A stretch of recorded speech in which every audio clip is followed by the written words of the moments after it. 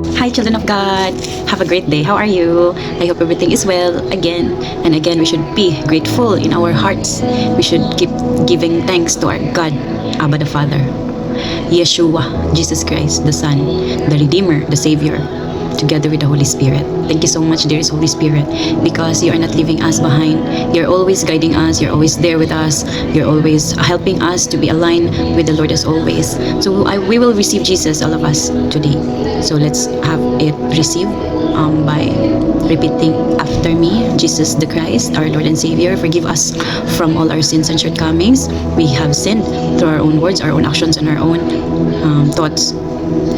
Forgive us, Lord, and we receive you as our personal Lord and Savior. Thank you, Jesus, and I love you. We love you. Okay, so let's have our Bible verse today, and it's coming from the NLT version. Our Bible verse for today is coming from the book of Exodus. You can see I have been scanned Exodus for today, the book of Exodus, and we are in the chapter 9, verse 20 to 22. Let's have the book of Exodus chapter 9 verses 20 to 22. Some of Pharaoh's officials were afraid because of what the Lord had said. They quickly brought their servants and livestock in from the fields. But those who paid no attention to the word of the Lord left theirs out in the open.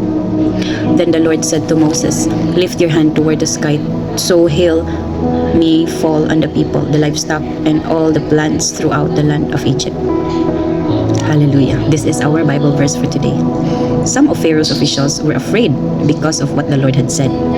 Nangahadlok sila, nangalisang sila. So, ilang gibuhat, ilang kuha ang mga livestock, ilang ipangsulod sa ilang mga puloy-anan.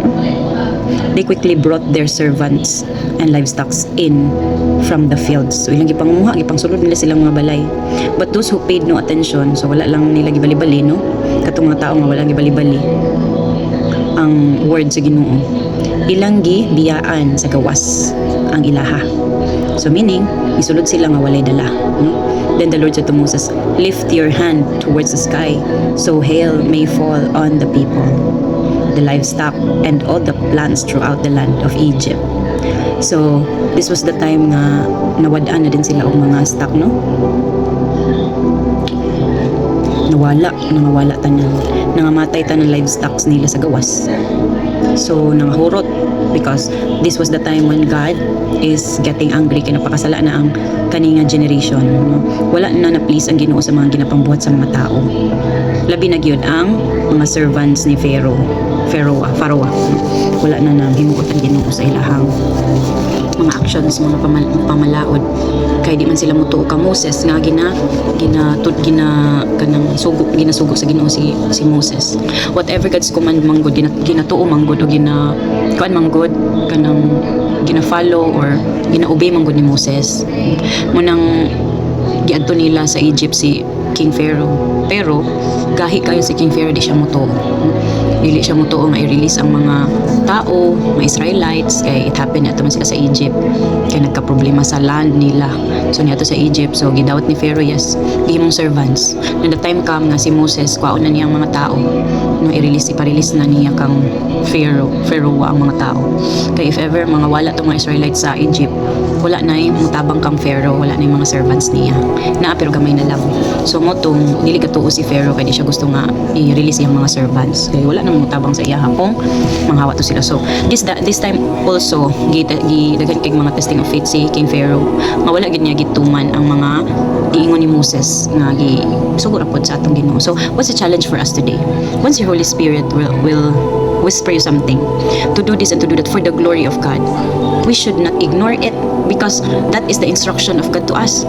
Most especially if it talks about evangelizing people and soul winning, no? Katong mga wa na kaila ni God, ato to silang paila-ilahon sa Ginoo. Kay nagulat ang Ginoo manggod sa ilaha. Nagulat ang Ginoo sa atong tanan kung kanus ata willing ug ready na nga mobalik sa iya. Because time is fast approaching gyud. God is coming, Jesus is coming for the second time around, as what has been kanang written in the Bible. Mubalik ang Ginoo, di ba? So this very moment is the moment na hapit na gyud mubalik ang Ginoo. Wa ta kabalo ugma na di siya mobalik. Wa ta kabalo nga ang rapture tomorrow or within today gali. Wa ta kabalo. So the question is, are we ready? If that will gonna happen at any time soon, are we ready? Kay kung ako pa istoryahon, okay naman, ready naman ko. Like, I can leave everything I have, what I have now, because I offered everything to God already. No, I don't have anything, any reason to stay here on earth. I don't have any reason. Siguro nabuhi lang ko diri because I was being used with my, kanang nagamit ang akong pagiging instrumento sa Ginoo. My being an instrument of the Lord has being used by where I am affiliated right now, by my ministry, na makasugyot pa ko, makasulti pa ko as a living testimony how great and good my God is, Jesus Christ, Yeshua, no? Jireh, Shaddai, Yahweh, sa panayang ngalan, Rapha, Adonai, no? Jesus has different name, and that name signifies a certain meaning, no? As you can see, baskin imo nang i-google diha, imo nang i-search diha, sa meaning sa Adonai, sa meaning sa Jireh, sa meaning sa Yahweh, sa Rapha, sa Shaddai, it is one name sa atong Ginoo, but it has a different meaning. The provider, miraculous kanang God, great provider, and sa pa-healer, siya tanan, di ba? Nakapangalan na siya ginana kay para ma-identify nga inana ang tawag sa iya once isa siya ka-healer, isa siya ka-provider. Gitawag din siya ginana ang name. So it doesn't mean like siya ngalan, lahi pud siya nga tao, dapat nga persona lahi. No, they're just the same, they're one. Especially the Holy Spirit is one with the Son and Father, God the Father. Actually, ayaw pa ko kabalo nga it's not a trio, dili na siya Trinity. Kuan na siya si God the Father and Jesus Christ. Ang kabalo ba mo ka dungog po ko ganina morning nga si Mama Mary dili na siya Ginoo. Miskin siya nagampo na siya nga matagaan ng Holy Spirit together with the apostles of Jesus. Nagampo na sila sa isa ka room before hantod na ni danag sa ilang mga Holy Spirit, ang Holy Spirit tagsa-tagsa, no? So even Mary is praying for the presence of God through the Holy Spirit. That is why si Mary in heaven is crying. Nganong sa iya magpasalamat, nganong sa iya mo offer of prayer, nganong dili directly to Jesus na mo offer of prayer. Wala may mga kanang bridge. No bridge naman at all. Mana naman tagluwas sa Ginoo, mana naman siya dupa kanato.